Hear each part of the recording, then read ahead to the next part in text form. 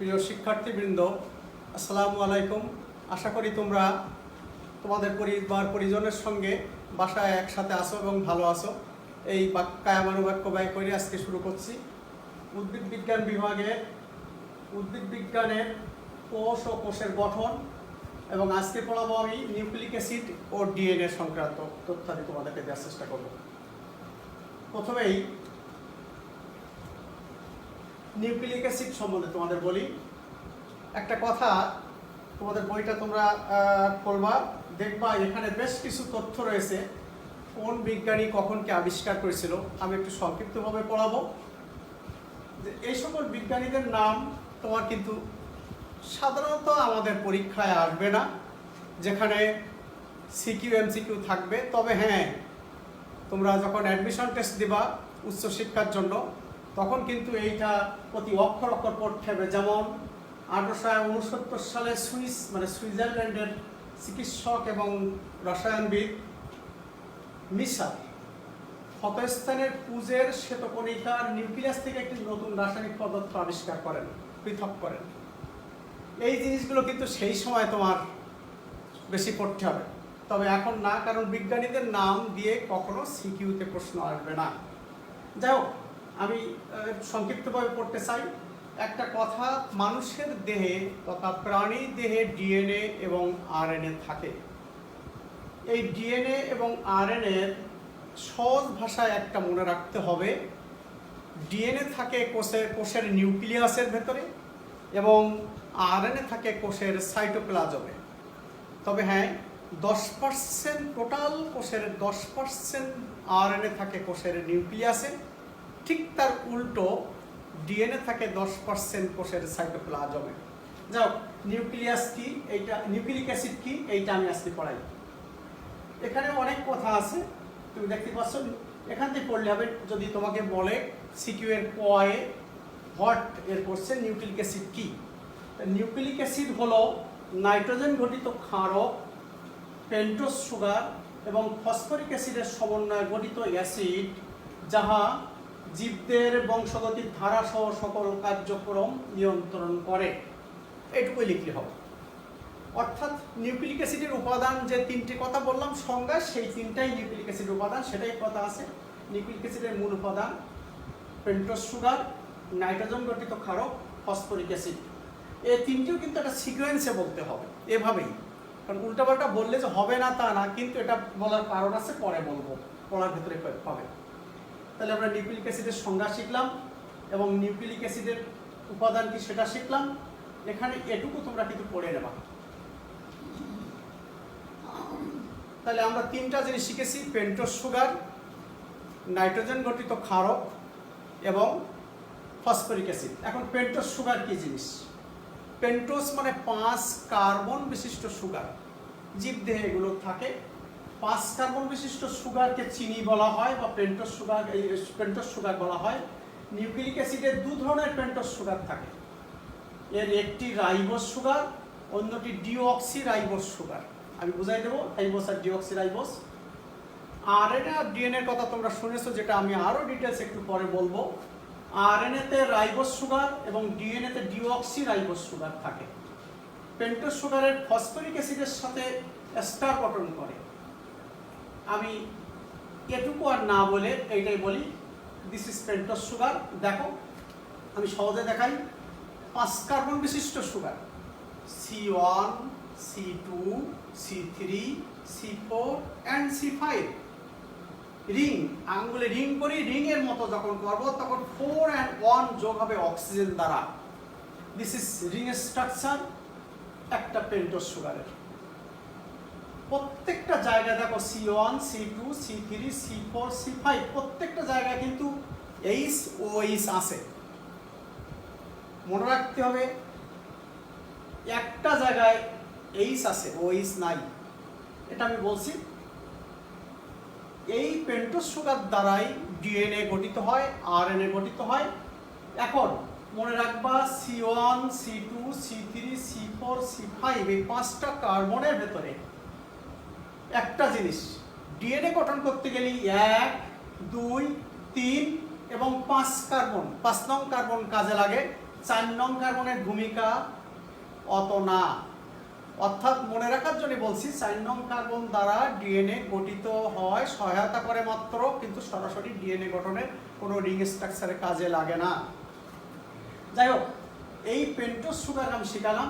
Pentose সুগারের যখন 2 নং কার্বনের ওইসের ও থাকবে না, অক্সিজেন ডিলিট হয়ে যাবে, that means deoxy pentose sugar, যাহা দ্বারা ডিএনএ গঠিত হয়। বাট আরএনএ গঠনের সময় কিন্তু ডিঅক্সি পেন্টোজ, ডিঅক্সি না, অক্সিজেন থাকবে।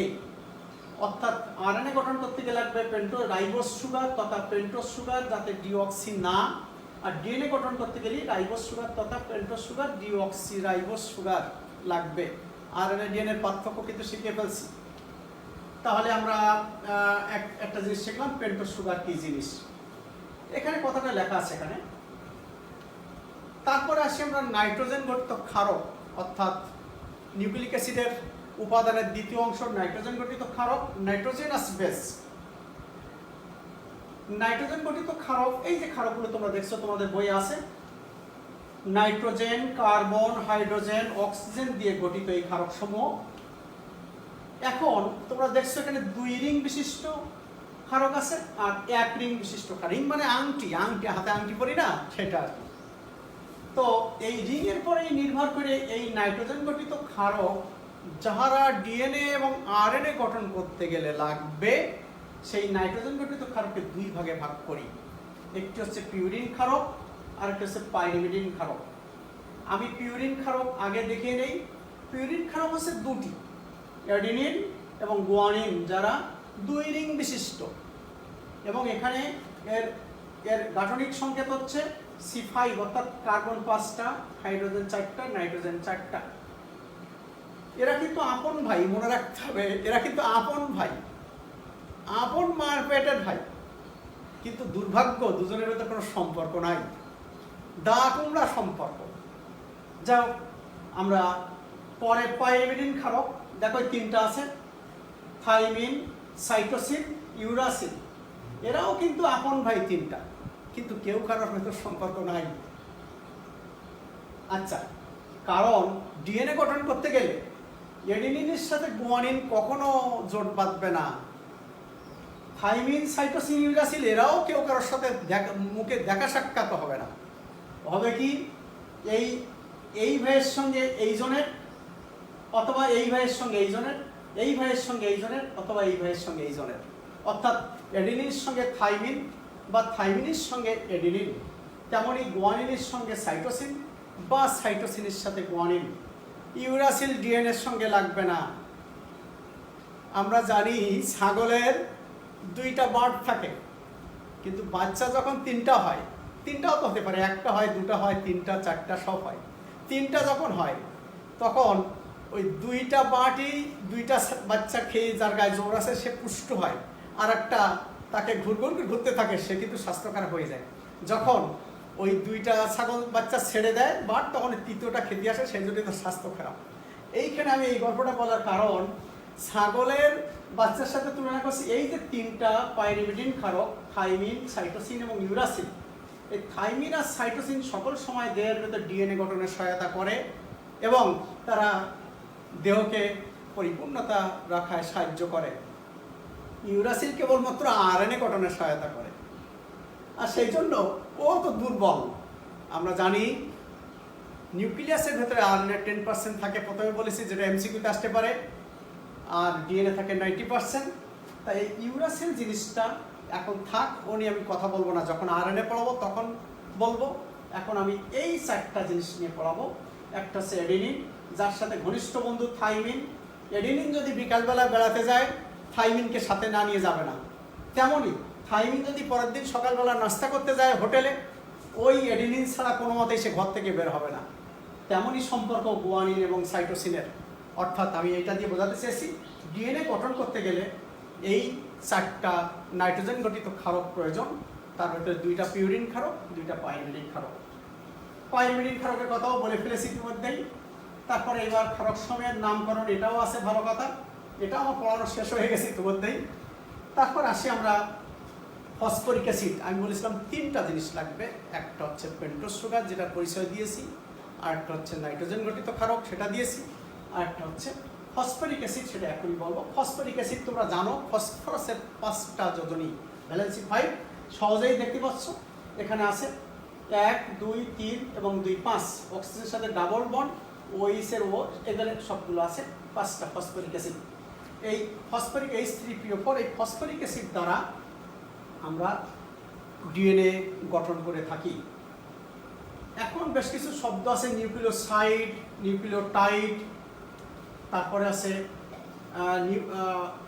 এই শব্দগুলো আছে তোমার বইয়ে আছে, এটা একটু পরে বলবো, এখন না বলে একটু পরে যদি আমি বলি তাহলে তোমার এটা বুঝতে বেশি সুবিধা হবে। আর একটু পরে বলি এই ডাইনিউক্লিওটাইড, পলিনিউক্লিওটাইড একটু পরে আমি বলি। এখন সরাসরি ডিএনএতে চলে যাই। প্রথমে হচ্ছে ডিএনএ কি জিনিস। আচ্ছা, আমরা কিন্তু এই ডিএনএ টেস্ট, এই যে রানা প্লাজায় মারা গেছে তাই ডিএনএ টেস্ট দেখে আমরা পরিবারের সদস্যের শনাক্ত করেছি, বা ডিএনএ টেস্টের মাধ্যমে দুষ্ট লোকের আমরা শনাক্ত করে থাকি, ইত্যাদি আমরা করে থাকি। এই ডিএনএর গল্পগুলো কিন্তু সেই জন্য বলছি, অর্থাৎ ডিএনএর কাজ বা ডিএনএর ব্যবহার বা জৈব বায়োলজিক্যাল সিগনিফিকেন্স দিয়ে আমরা ডিএনএ সম্বন্ধে আলোকপাত করব। তার আগেই আমরা ডিএনএ কাকে বলে এইটা আমরা একটু পড়ব। তোমাদের এই বই থেকে আমি একটু দেখাই সহজ ভাষায়। সজীব কোষে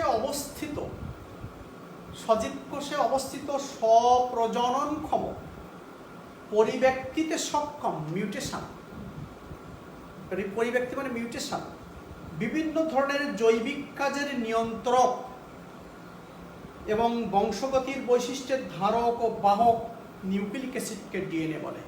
ডিএনএ তো একটা nucleic acid, deoxyribo nucleic acid.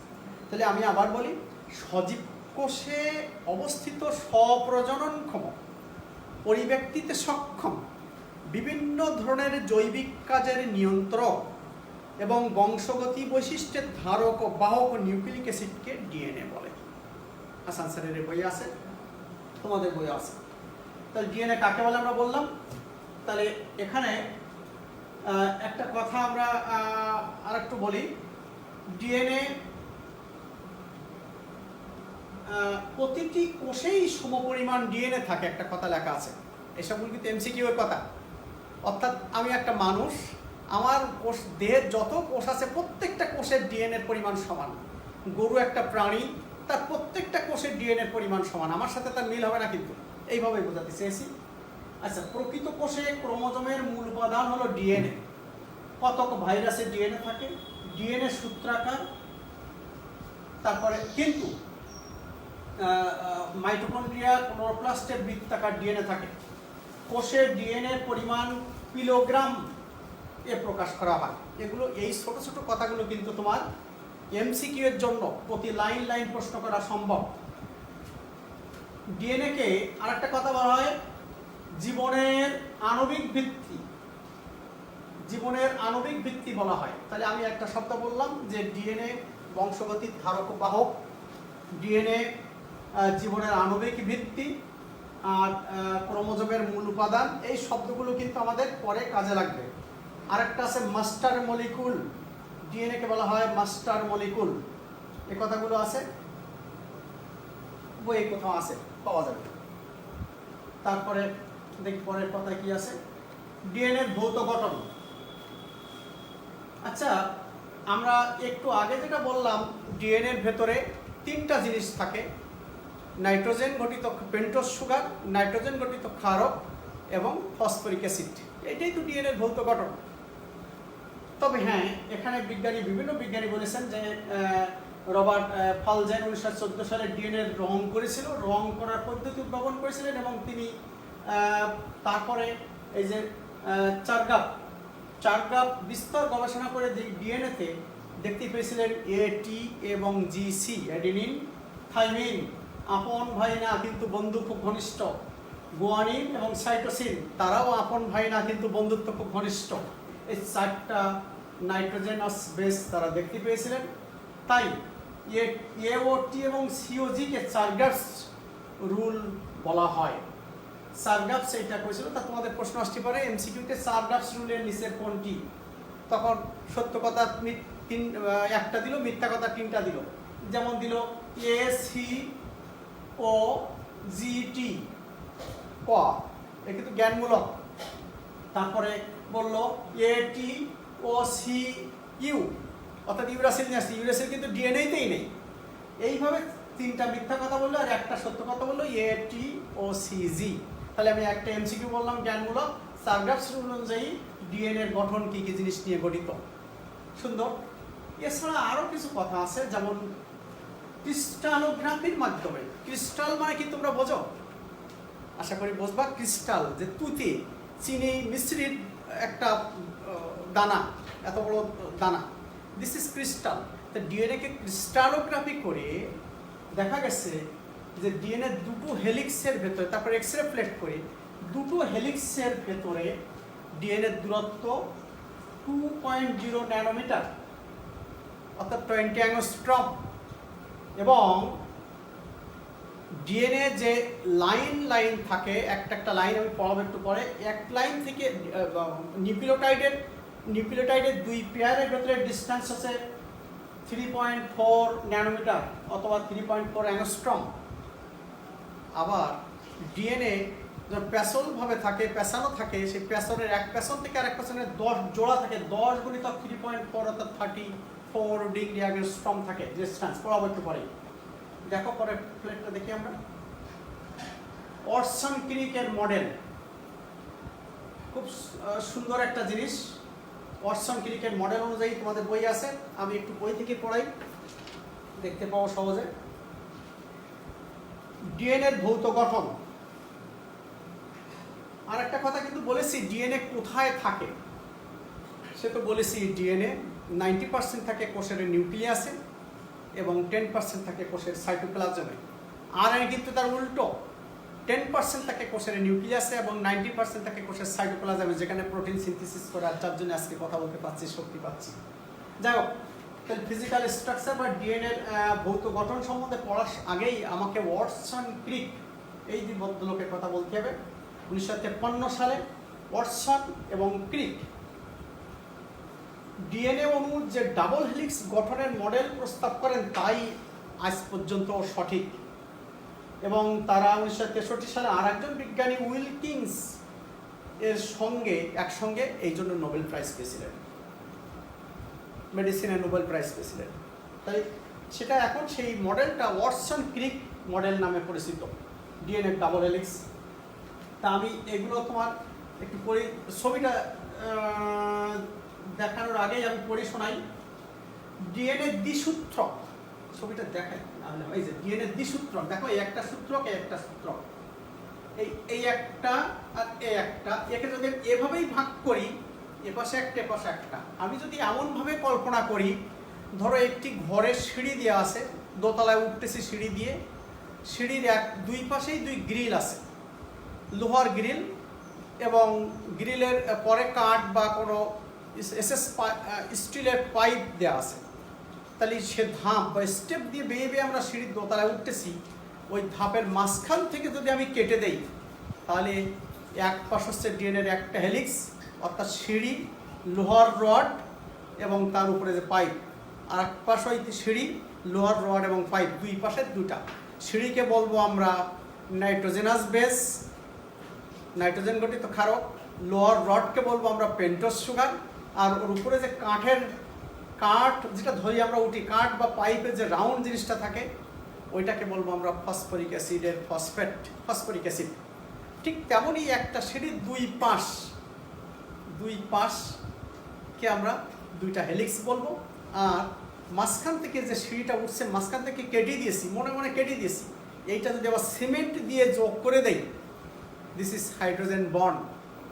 অর্থাৎ 2টা সিঁড়িকে আমরা হাইড্রোজেন বন্ড দ্বারা সংযুক্ত করেছি। তেমন যদি ভাবি, এই যে দেখা যাচ্ছে মাঝখান দিয়ে ডট ডট ডট ডট রয়েছে, এইটা হাইড্রোজেন বন্ড, এর এপাশে একটা সিঁড়ি, এইটা হচ্ছে সিঁড়ির একটা ধাপ, অর্ধেক ধাপ, আর এই অর্ধেক ধাপ, এইটা হচ্ছে সুগার, পেন্টোজ সুগার, আর এই ফসফরিক অ্যাসিডের ফসফেট।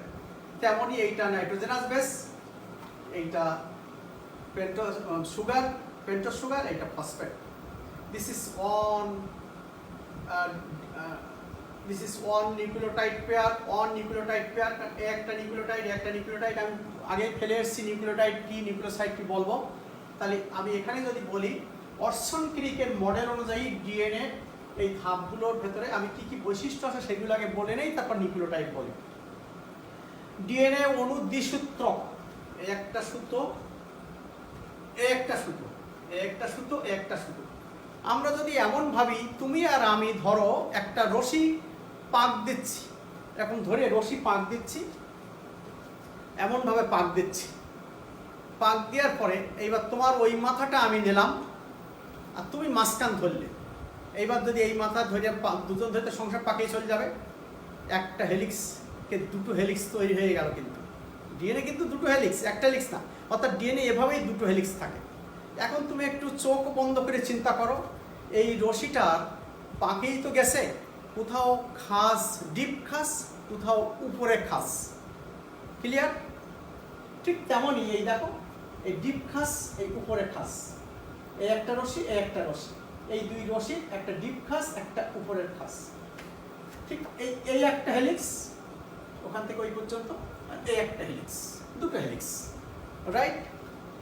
তো এখন এই এক একটা হেলিক্স কি জিনিস নিয়ে গঠিত দেখো। অর্সন ক্রিকের কথা আমি বলে ফেলছি, কি কি?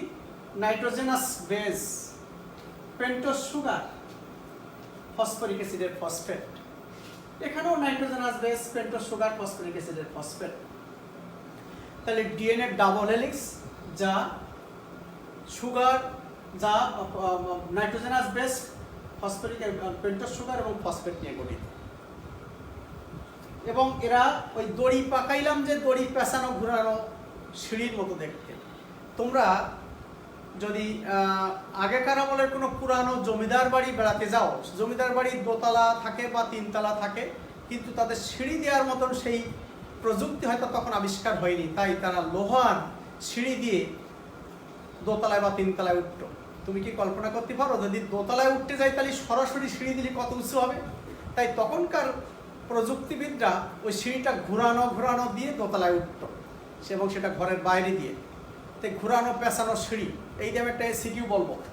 তাহলে কি বললাম আমি প্রথমে বললাম যে ডিএনএ অণু দ্বিসূত্রক, যা ঘুরানো পেঁচানো সিঁড়ির মতো, যাকে ডাবল হেলিক্স বলা হয়।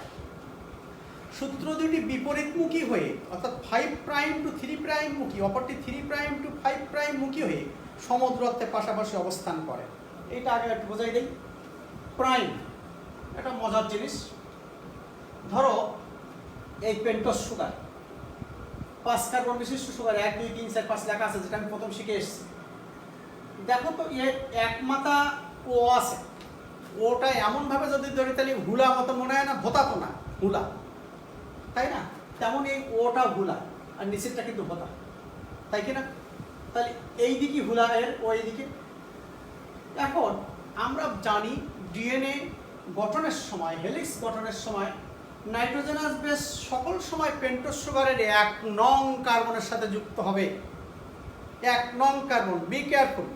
আমি কিন্তু প্রথমেই বলেছি পেন্টোজ সুগারের 1 2 3 এবং 5 নং কার্বন আমার কাজে লাগবে ডিএনএ গঠন করতে গেলে, 4 নং লাগবে না। তাহলে প্রথম কাজ হচ্ছে 1 নং কার্বনের সঙ্গে যুক্ত হবে। 1 নং কার্বনের সাথে যুক্ত যদি হয় নাইট্রোজেনাস বেস, একটা হেলিক্স, ওই যে সিঁড়ির অর্ধেক। আর একটা সিঁড়ির অর্ধেক করতে গেলে যদি এখানে এই ওটা উপরের দিকে দেয়, তথা এই দিকে হুলাটা দেয়, তাহলে কিন্তু এখানে 4 নং এসে যাবে। আমি কিন্তু বলেছি 4 নং কার্বন কাজে লাগবে না। তাহলে আমাকে 1 নং কার্বনের সাথে যুক্ত করতে গেলে অবশ্যই এটাকে উল্টো করে দিতে হবে। আচ্ছা ঠিক আছে, তাই যদি হয় তাহলে আমি তলার দিক থেকে যদি আসি, তাহলে এইটা হচ্ছে ডিএনএ এই পেন্টোজ সুগারের 1 নং 2 নং 3 নং 4 নং 5 নং, তাই তো? তাহলে 1 নং এর সাথে পেন্টোজ সুগার যুক্ত হয়ে নাইট্রোজেনাস বেস যুক্ত হয়েছে। 2 নং এর সঙ্গে ওএইচ এর ও ডিলিট হয়েছে বলে এটা ডিঅক্সি পেন্টোজ সুগার, যা দিয়ে আমি ডিএনএ গঠন করছি। 3 নং এ 3 প্রাইম, 3 নম্বর মানে 3 প্রাইম, 3 নং এর সাথে নিচেরটা 5 নং যুক্ত হবে। দেখছি 4 নং কোনো কাজে লাগে না। 5 নম্বরের সঙ্গে তথা 5 নং কার্বনের সাথে উপরের 3 নম্বর কার্বনে যুক্ত হয়ে গেছে পেন্টোজ ওই ফসফরিক অ্যাসিডের ফসফেট দ্বারা, তাহলে চেইন সৃষ্টি হলো। ঠিক তেমনই আবার এর 5 নং এর 3 নং, এর 5 নং এর 3 নং, এর 5 এর 3, এর 5 এর 3, এভাবে চলতে থাকবে। It will be elongated. Clear? তাহলে দেখো এই 3 প্রাইম টু 5 প্রাইম, 3 প্রাইম, এ 3 প্রাইম টু 5 প্রাইম, আবার এর 3 prime to 5 prime, 3 prime to 5 prime, 3 prime to 5 prime, এভাবে চলতে থাকবে। এই জন্য ডিএনএ 3 টু 5 প্রাইম দিকে লম্বা হচ্ছে। ক্লিয়ার? শেষ হয়নি, 3 টু 5 প্রাইম দিকে এদিকে ইলংগেট হচ্ছে। আচ্ছা ঠিক আছে, তাহলে এ পাশটাও যদি এরকম হয়, তাহলে আমি এই পেন্টোজ সুগার যদি উল্টা করে না দেয়, তাহলে এর 1 নং আসবে না পাশে। তাই 1 2 3, এই 3 5 3 5 3 5 এইভাবে এদিক চলবে। অর্থাৎ অক্সিজেনের মাথায় একটা এদিকে আর একটা এদিকে। তাহলে এখানে কথা বলা হয়েছে ডিএনএ অলওয়েজ 5 টু 3 প্রাইম অভিমুখী একটি হেলিক্স আর একটি 3 টু 5 প্রাইম মুখী আরেকটি হেলিক্স থাকবে। সিঁড়ির দুই দিকে জেলিং তৈরি হয় ডিঅক্সি রাইবোজ সুগার এবং ফসফেটের পর্যায়ক্রমিক সংযুক্তির মাধ্যমে। দেখো এই রেলিংয়ের উপরে কাঁট এই পি পি পি, দেখো এর 5 ও 3 যুক্ত হয়েছে, এর 5 ও 3 যুক্ত হয়েছে, ঠিক এর 5 ও 3 যুক্ত হয়েছে, এর 5 ও 3 যুক্ত, এর 5 ও 3 যুক্ত, এভাবে হয়েছে। তাহলে এই একটা সিঁড়ির অর্ধেক, এই একটা সিঁড়ির অর্ধেক, এভাবে আমি বইয়ে লেখা আছে বোঝাতে পারছি। এটা হচ্ছে অরসন ক্রিক মডেলের তথ্য এটা। তারপর বলছে দুই দিকে দুটি রেলিংয়ের মাঝে প্রতিটি ধাপ তৈরি হয় এক জোড়া নাইট্রোজেন গঠিত ক্ষারক দ্বারা। নাইট্রোজেন আজ এক জোড়া, ATGC, ওই যে বন্ধু। এবং সবচেয়ে মজার ব্যাপার, এরা এই যে আপন ভাই না, অথচ অন্য সম্পর্কের বন্ধুত্ব মিলে এদের ভেতরে এআরটির ভেতরে সবসময় ডাবল বন্ড হাইড্রোজেন, দুটি হাইড্রোজেন বন্ড থাকবে এআরটির ভেতরে। সিজির ভেতর 3টা হাইড্রোজেন বন্ড থাকবে। মনে রেখো এটি, তারপর জিসি না, কিন্তু এর উপরে আছে টিএ, এটি টিএ, তারপর জিসি সিজি, এটি জিসি এটি টিএ, এইভাবে দিলে কখনোই হবে না। হবে এটি, এর উপরে কিন্তু টিএ, জিসি তার উপরে কিন্তু জিসি সিজি, টিএ এটি, এভাবে চলতে থাকবে। আশা করি বুঝেছো। এখন ওই যে আমি একটু আগে বলেছিলাম যে এই দুটো হেলিক্সের ভেতরে ডিস্টেন্স, এটা স্ট্রাকচারাল, ইট ইজ জিদ্দে যেমন থাকে সেরকম। এই একটা হেলিক্স এবং একটা হেলিক্স, অর্থাৎ একটা হেলিক্স দুটো হেলিক্সের মধ্যে ডিস্টেন্স হবে 20 ডিগ্রি অ্যাংস্ট্রম। কেমন? এবং এই একটা ছোট খাস আর একটা ছোট খাস, এই একটা ছোট খাস একটা ছোট খাস, অথবা একটা বড় খাস একটা বড় খাস, এই ভেতরে থাকবে 10 জোড়া মোনোনিউক্লিওটাইড। দিস ইজ ওয়ান পেয়ার, কারণ এই একটা এই একটা এই একটা এই একটা এই একটা পেয়ার, এই একটা পেয়ার, এখন 10 জোড়া, 1 পেয়ার 2 পেয়ার 3 পেয়ার, এখন 10 জোড়া মোনোনিউক্লিওটাইড।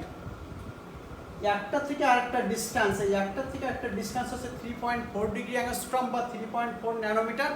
তাহলে 10 জোড়ার 10 দ্বিগুণ করলে 34 ডিগ্রি অ্যাংস্ট্রম হবে।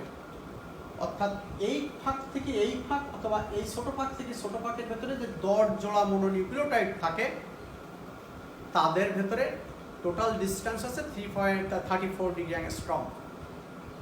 আমি নিউক্লিওটাইড আর নিউক্লিওসাইড বোঝাতে চেয়েছিলাম, কিন্তু বইয়ের ভাষায় না বলে আমি প্র্যাকটিক্যালি দেখাই।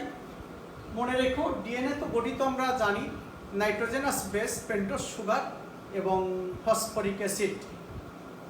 নাইট্রোজেনাস বেস, পেন্টোজ সুগার এবং ফসফরিক, এই তিনটিকে একত্রে বলা হয় নিউক্লিওটাইড। হ্যাঁ, যাই হোক, যেটা বলছিলাম অরসন ক্রিক মডেল অনুযায়ী কথা, আমরা নিউক্লিওটাইড বললাম কি কি? নাইট্রোজেনাস বেস, পেন্টোজ সুগার এবং ফসফরিক অ্যাসিড, এই তিনটিকে নিউক্লিওটাইড বলা হয়। ঠিক এই একটা নিউক্লিওটাইড, এই একটা নিউক্লিওটাইড, তাহলে একটা মোনোনিউক্লিওটাইড পেয়ার, এগুলো অনেক নিউক্লিওটাইড। যদি শুধু ফসফরিক ফসফেটটা বাদ দিয়ে দেয়, ফসফরিক অ্যাসিডটা বাদ দিয়ে দেয়, তাহলে সেটা নিউক্লিওসাইড। তাহলে নিউক্লিওসাইড কাকে বলে বললাম, নিউক্লিওটাইড কাকে বলে বললাম, বই কিন্তু আগে রেখে এসেছি। মোনোনিউক্লিওটাইড, এই একটা নিউক্লিওটাইড আর এই একটা নিউক্লিওটাইড, দিস ইজ মোনোনিউক্লিওটাইড।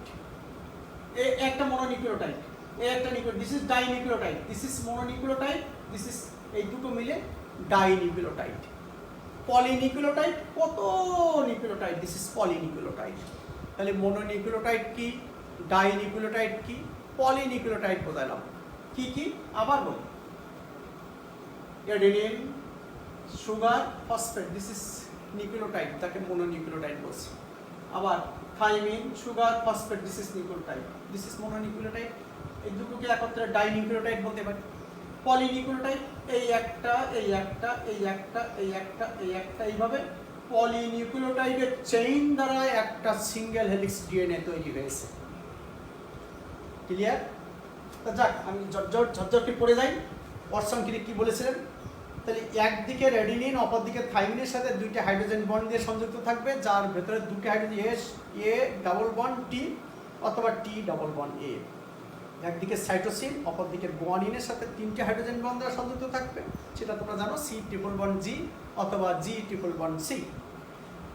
ক্ষারক সমূহ এসে গোড়ায় বলে এসছি পেন্টোজ সুগারের 1 নং কার্বনের সাথে যুক্ত হবে, আর যার জন্যে 1 নংয়ে যুক্তর জন্য এর ও এইদিকে, এর ও এইদিকে নয়, 1 নং আসবে না, এর ও যদি উপরে দিতে তাহলে 4 নং কার্বন আসতো। এভাবেই ডিএনএ ডাবল হেলিক্স তৈরি হয়ে গেল। তারপরে আরও আছে, ডাবল হেলিক্সের প্রতিটি ঘূর্ণনে 10 জোড়া মনোনিউক্লিওটাইড থাকে, একটু বলেছি, এই যে একটা ঘূর্ণন থেকে একটা ঘূর্ণন অথবা একটা ঘূর্ণন থেকে একটা ঘূর্ণন। 1 জোড়া মনোনিউক্লিওটাইডের দৈর্ঘ্য, এই যে 1 পেয়ার আর 1 পেয়ার, দ্যাট মিনস 1 পেয়ার আর 1 পেয়ার, এই ডিস্টেন্সের দৈর্ঘ্য 3.4 ডিগ্রি অ্যাংস্ট্রম। তাহলে 10 জোড়ার দৈর্ঘ্যকে 10 দ্বিগুণ করলে 34 ডিগ্রি অ্যাংস্ট্রম। ডাবল হেলিক্সের ব্যাস 20 ডিগ্রি অ্যাংস্ট্রম, ব্যাস এখান থেকে এই পর্যন্ত, বা এই হেলিক্স আর এই হেলিক্সের ডিস্টেন্স 20 ডিগ্রি অ্যাংস্ট্রম। হেলিক্সের প্রতিটি ঘূর্ণনে একটি অগভীর খাস আর একটি গভীর খাস থাকবে। যাই হোক, মোট কথা আমরা এই ডিএনএর এই বিপরীতমুখী দুটি হেলিক্স দেখলাম। এখন যদি আমি এমন একটা সিকিউ বলি, একাদশ বিজ্ঞানের ছাত্রছাত্রীদের নিয়ে শ্রেণীর শিক্ষক শিক্ষা সফরে গেলেন এবং নাটোরের জমিদার বাড়িতে দেখলেন জমিদার বাড়ির সিঁড়িটি একটি ঘুরানো পেঁচানো সুন্দর দেখতে লোহার সিঁড়ি। গাইড শিক্ষক তাদেরকে বললেন, বলো তো এইটা তোমাদের বইয়ে এরকম একটা কোথায় আছে? ছাত্রছাত্রীরা সঙ্গে সঙ্গে জবাব দিল এবং ঠিক আছে, এটা তোমরা মনে রেখো। এইবার আমি একটা সিকিউ বলি। জমিদার বাড়িতে শিক্ষা সফরে যেয়ে দেখলেন যে একটি ঘোরানো পেঁচানো সিঁড়ি আছে এবং তাহা জীবদের একটি অত্যন্ত গুরুত্বপূর্ণ বস্তুর সাথে সম্পর্কিত। উদ্দীপক শেষ। প্রথমে বলল নিউক্লিওটাইড কি, ক্ষয় বলল যে পিউরিন ক্ষারক বলতে কি বোঝায়, পিউরিন ক্ষারক বলতে কি বোঝায়, উত্তরটা কি দেব, আচ্ছা উত্তর পরে বলি। তারপর বলল উদ্দীপকে ছাত্রছাত্রীদের দেখা সিঁড়ির সঙ্গে তুলনীয় বস্তুটির চিহ্নিত চিত্র অঙ্কন করো। আমি যদি ছাত্র হতাম আমি এটাও দিতাম, এটাও দিতাম, শেষ, এই লিখতাম এইভাবে। 4 নম্বর বলল যে উদ্দীপকে উল্লিখিত বস্তুটি জীবদেহকে কি গুরুত্বপূর্ণ ভূমিকা পালন করে তা বিশ্লেষণ করো। সেটা এখন পড়াইনি, ডিএনএর কাজটাই বলবো সেটা। আমি 1 নম্বরের উত্তর তো বলে দিয়েছি, নিউক্লিওটাইড কাকে বলে। 2 নম্বর বললাম যে বা নিউক্লিক অ্যাসিড কাকে বলে, অনেক কিছু বলা যাবে। 2 নম্বরে বললাম যে পিউরিন ক্ষারক বলতে কি বোঝায়, তা পিউরিন ক্ষারকের সংজ্ঞা বলে এসেছি এবং তার ওই পিউরিন ক্ষারকের যে উদাহরণগুলো অ্যাডেনিন গুয়ানিন বলতে হবে, স্ট্রাকচার দেওয়ার দরকার নেই, বোঝাতে পারছি। এখনও বাকি আছে ডিএনএর কাজ কি সেটা পড়বো, সেটা পড়লেই সেটা এই উদ্দীপকের 4 নম্বর প্রশ্নের জবাব হয়ে যাবে। আমি এইটা যদি আর একটা উদ্দীপক আকারে বলতে পারি, আচ্ছা আমি কাজটা পড়ে নেই তারপর উদ্দীপকটা বলি, কাজটা পড়ে নেই তারপর উদ্দীপকটা বলি। সেটা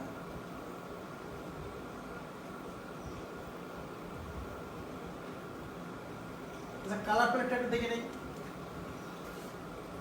এই যে কালার প্লেট দেখো, this is nucleotide.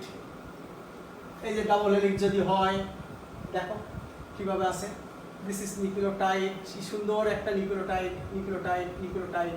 This is nitrogenous base, this is pentose sugar, this is phosphoric acid. এই হাইড্রোজেন বন্ড কালার প্লেট দেখাচ্ছে। তারপর ডিএনএ ল্যাডার, এটা কীভাবে থাকে, ল্যাডার মানে মই, ডিএনএ কি মই সৃষ্টি করছে, আমি যেটা সিঁড়ির কথা বলেছিলাম।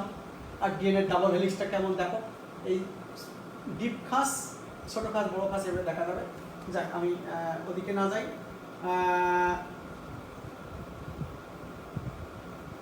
আরেকটা আছে, পাই কিনা।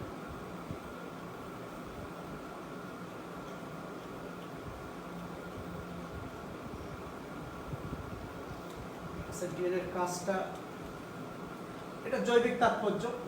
তার আগে আমি ডিএনএর কাজটা পড়ি, ডিএনএর কাজ এবং ডিএনএর রাসায়নিক গঠন। একটা কথা আছে ডিএনএর রাসায়নিক গঠন, আমি সাধারণত বই দেখেই পড়াই ক্লাসে, একটি ভুল বলা সে দেখে শুদ্ধ বলাই ভালো বলে মনে করি, আমি সারা জীবনে এই কাজটাই করেছি। ডিএনএর রাসায়নিক গঠন, কেমিক্যাল স্ট্রাকচার অফ ডিএনএ। বলো তো তোমরা কি হতে পারে, কি থাকতে পারে? তিনটা জিনিস বলো, কি সেটা দেখি কি পারে।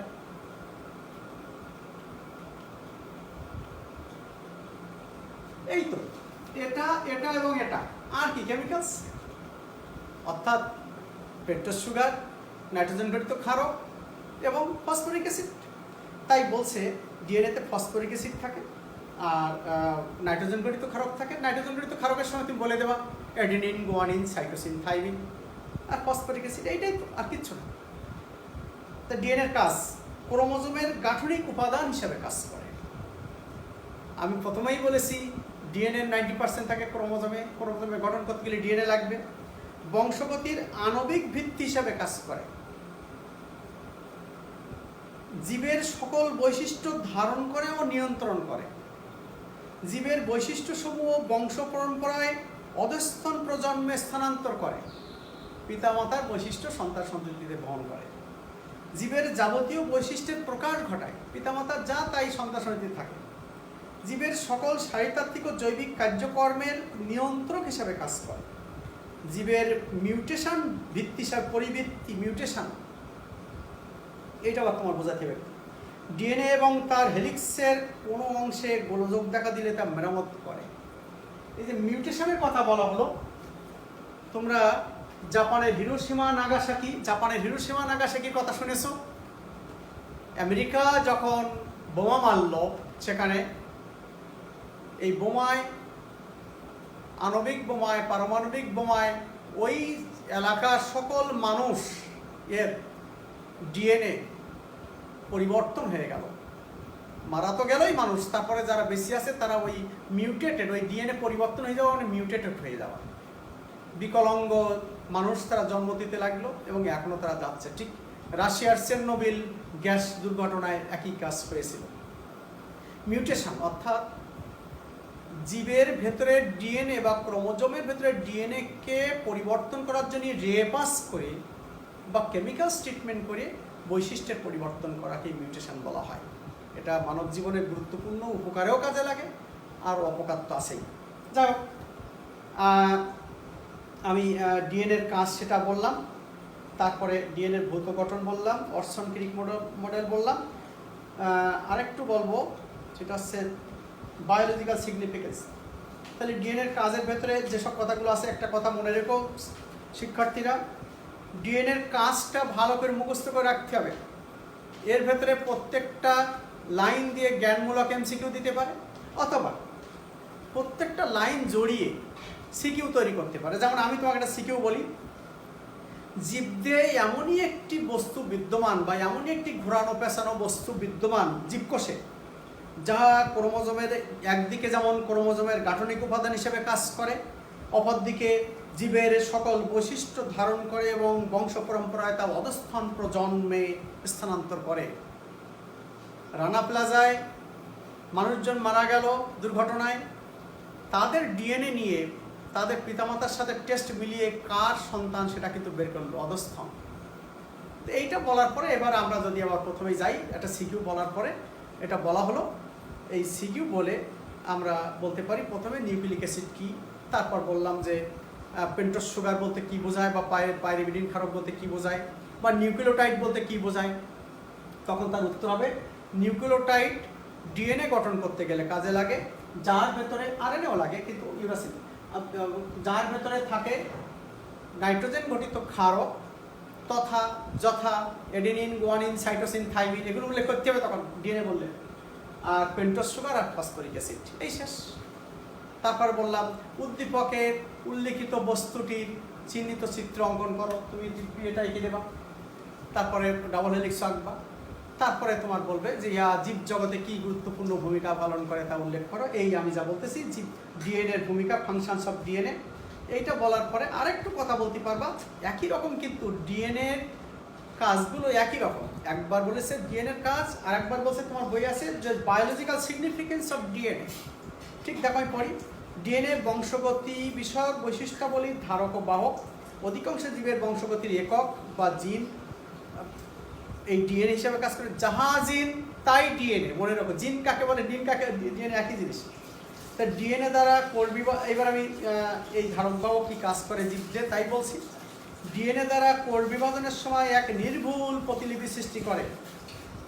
প্রতিলিপি, কোষ বিভাজন একটা থেকে দুটো যা হবে একই রকম শেপ সাইজ হবে, একটা একটা প্রাণীর, একটা একটা উদ্ভিদের, একটা একটা জীবের, তাই নির্ভুল প্রতিলিপি সৃষ্টি করবে। ডিএনএ আমি যখন সেল ডিভিশন করবো তখন বলবো, ডিএনএ কোষের জন্য নির্দিষ্ট প্রকারের প্রোটিন সংশ্লেষ করে, একটা একটা কোষের এক একটা। ডিএনএ বংশগতির সকল জৈবিক সংকেত বহন করে, এই জৈবিক সংকেত দিয়ে কিন্তু একটা সিকিউ বানানো যাবে ওইভাবে। ডিএনএর গঠন অত্যন্ত স্থায়ী এবং মিউটেশন ছাড়া এর কোনো পরিবর্তন করা সম্ভব না। আমি একটা মানুষ, আমার বাবার থেকে বৈশিষ্ট্য নিয়ে এসেছি, আমাকে যদি পরিবর্তন করা হয়, যেমন আগেকার আমলের একটা পেঁপে গাছের মাথায় কয়েকটা পেঁপে হতো, ওইটা যুগ যুগ ধরে হচ্ছে। এখন পেঁপে গাছ লাগাইলে গোড়া থেকেই শুরু হয় মাথা পর্যন্ত, অর্থাৎ ওর ডিএনএকে মিউটেশনের মাধ্যমে পরিবর্তন করে দেওয়া হয়েছে, তাই ছাড়া কিন্তু পরিবর্তন সে হয় নাই। ডিএনএর গঠন অত্যন্ত স্থায়ী এবং মিউটেশন ছাড়া পরিবর্তন হয় না। জীবকোষের জৈবিক সংকেত প্রেরক হচ্ছে ডিএনএ। কোনো কারণে ডিএনএ অণু গঠনে কোনো পরিবর্তন হলে উপর আল্লাহর কি সৃষ্টি, ওর নিজেই সেটা মেরামত করে নিয়ে থাকে। তা যাও, আমরা মোটামুটি আজকের পড়লাম। প্রিয় শিক্ষার্থীবৃন্দ, তোমাদেরকে শেখালাম যে ডিএনএ গঠন। প্রথমে পড়েছি নিউক্লিক অ্যাসিড কী, তার আগে কিছু বিজ্ঞানীর নাম আছে যেটা আমি ডিটেলস পড়াইনি, তোমরা কিন্তু পড়বা, অ্যাডমিশন টেস্টের সময় কিন্তু লাগবেই। তারপরে নিউক্লিক অ্যাসিড কাকে বলে, তার নিউক্লিক অ্যাসিডের মূল উপাদান সমূহ কী কী, তারপরে মূল উপাদান 3টা, তার ভিতরে পেন্টোজ সুগার কী সেটার স্ট্রাকচার দেখালাম। তারপর তোমাকে দেখে পিছনে যাই,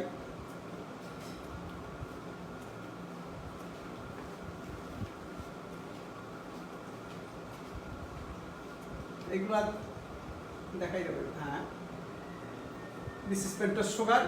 তারপরে পড়েছি নাইট্রোজেনাস বেস পড়াইছি, তারপর তোমার পিউরিন বেস, পাইরিমিডিনের ক্ষারক সমূহ, ফসফরিক অ্যাসিড সব বলেছি।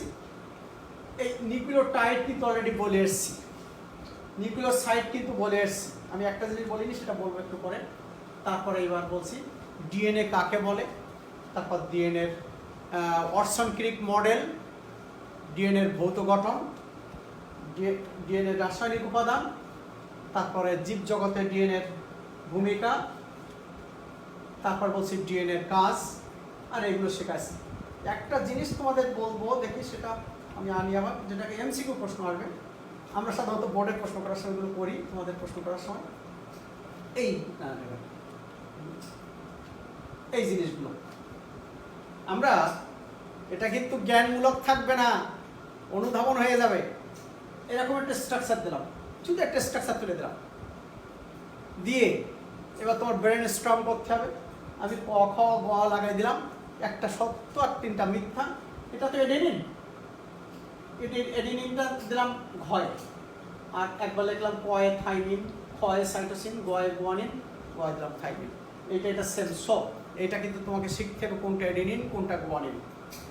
এ গেল তোমার এ ধরনের। কিন্তু সিকিউতে তোমাকে এমনভাবে প্রশ্ন করলো যে জীবজগতে এমন একটি দ্বিসূত্র বস্তু বিদ্যমান যাহা 3 রকম জৈব রাসায়নিক উপাদান নিয়ে গঠিত, পেন্টোজ সুগার, নাইট্রোজেন গঠিত ক্ষারক, এবং একটা কি ওটার নাম কি বলে, ফসফরিক অ্যাসিড, জৈব রাসায়নিক উপাদান নিয়ে গঠিত। ইহার ভেতরে এমনই কিছু ক্ষারক বিদ্যমান যার ভেতরে মাত্র 4টি ক্ষারকই এই জিনিস গঠন করতে সাহায্য করে। তার ভেতরে কেউ আছে 2 রিং বিশিষ্ট, কেউ আছে 1 রিং বিশিষ্ট, এমনভাবে বলতে পারে।